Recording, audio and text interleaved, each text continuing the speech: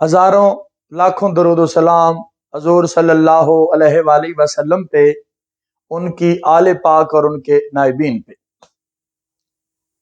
اللہ رب العزت اپنی لا ریب کتاب میں، بے عیب کتاب میں مسلمانوں سے، مومنوں سے مخاطب ہیں۔ خالق فرماتے ہیں کہ میں اپنی مخلوق میں ایام کو پھرتا رہتا ہوں۔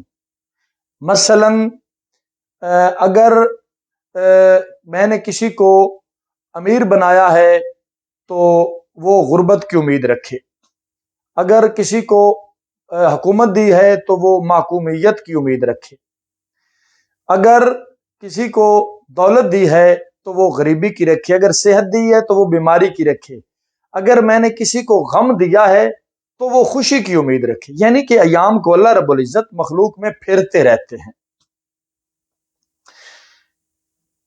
خوشی پھر ثابت ہوا کہ اسی کی طرف سے ہے، پھر اسی کی خوشی دین ہے، پھر اسی کی خوشی عطا ہے۔ تو خوشیاں ہمارے نصیب میں ہوتی ہیں، لیکن ہوتی ہمارے حصے کی ہیں۔ جتنی اس نے ہمارے حصے میں لکھی ہیں وہ تو ہمیں ملنی ہے۔ اب جب ہمیں خوشیاں ملنا شروع ہو جائیں تو آپ نے 3 باتوں کو نہیں بھولنا۔ جب خوشیاں آپ کو ملنا شروع ہو جائیں تو آپ نے only 3 things، آپ نے 3 چیزیں نہیں بھولنی۔ Never forget these 3 things۔ وہ کون کون سی ہیں؟ پہلی چیز ہے کبھی اللہ کو نہیں بھولنا، دوسری چیز ہے اس کی مخلوق کو نہیں بھولنا، تیسری چیز ہے اپنی اوقات کو نہیں بھولنا۔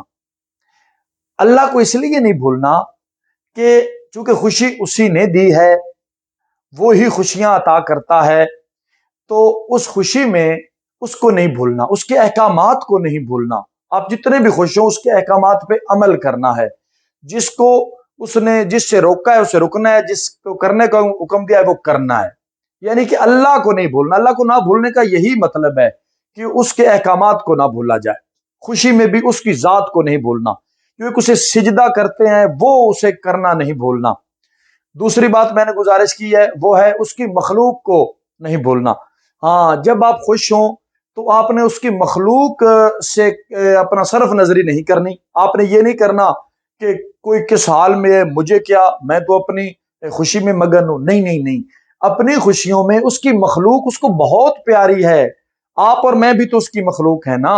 اگر اس نے ہمیں خوشیاں دی ہیں تو کوئی رنجیدہ بیٹھا ہے تو پھر ہمیں اس نے اسی لیے خوشیاں دی ہیں کہ آپ اس خوشی کو تقسیم کریں۔ ہمیں وہ خوشیاں دے کے آزما رہا ہے، انہیں وہ دکھ اور رنج دے کے آزما رہا ہے۔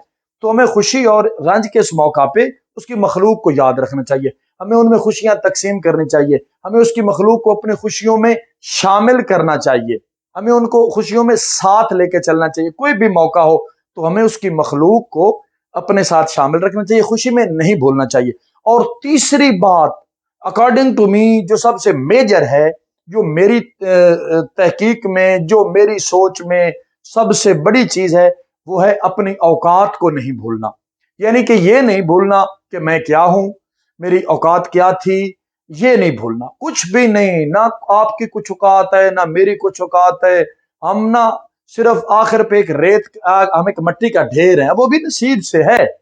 مٹی کا ڈھیر بھی اسی کا بنتا ہے جس کا نصیب ہو۔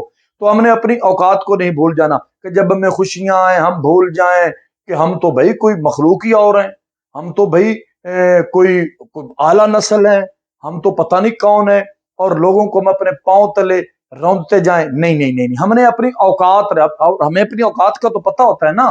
ہماری اوقات ہے کیا؟ ہماری اوقات چند سانسیں ہیں، وہ بھی کیا ہے، وہ بھی ہم نے ادھار لی ہوئی ہیں، وہ بھی سانسیں جو ہے نا وہ ہماری نہیں ہیں، وہ بھی امانت ہے ہمارے پاس، اور پتہ ہی نہیں ہے کہ کتنی ہیں، اور جس نے ہمارے پاس وہ سانسیں امانت رکھ، پتہ نہیں اس نے کب وہ واپس لے لینی ہے۔ تو خوشی کے موقع پہ ہمیں اپنی اوقات کو بھی نہیں بھولنا چاہیے۔ تو سامعین، یہی آج کی گزارشات تھیں۔ تو اکثر میرے جو دوست ہیں نا جو مجھے سنتے ہیں، وہ مجھے کہتے ہیں کہ آپ ہر ویڈیو کے آخر پہ شعر پیش کرتے ہیں، کہتے ہیں بڑا اچھا ہوتا ہے، لیکن وہ کہتے ہیں کہ وہ شعر کس کا ہوتا ہے؟ تو میرے بھائیوں، میرے سننے والے، وہ شعر میرے ہی ہوتا ہے۔ ہاں، جب کبھی میں نا، مجھے بہت پسند ہے میاں محمد بخش صاحب کھڑی شریف والے، کبھی ان کا شعر ہو تو میں نام لیتا ہوں، بلے شاہ صاحب کا ہو، جس کا ہو میں نام لیتا ہوں، جس میں نام نہ لوں تو اس کا مطلب ہے کہ وہ شعر میرا ہے۔ تو آج کا شعر آپ کی خدمت میں پیش کرنا چاہتا ہوں۔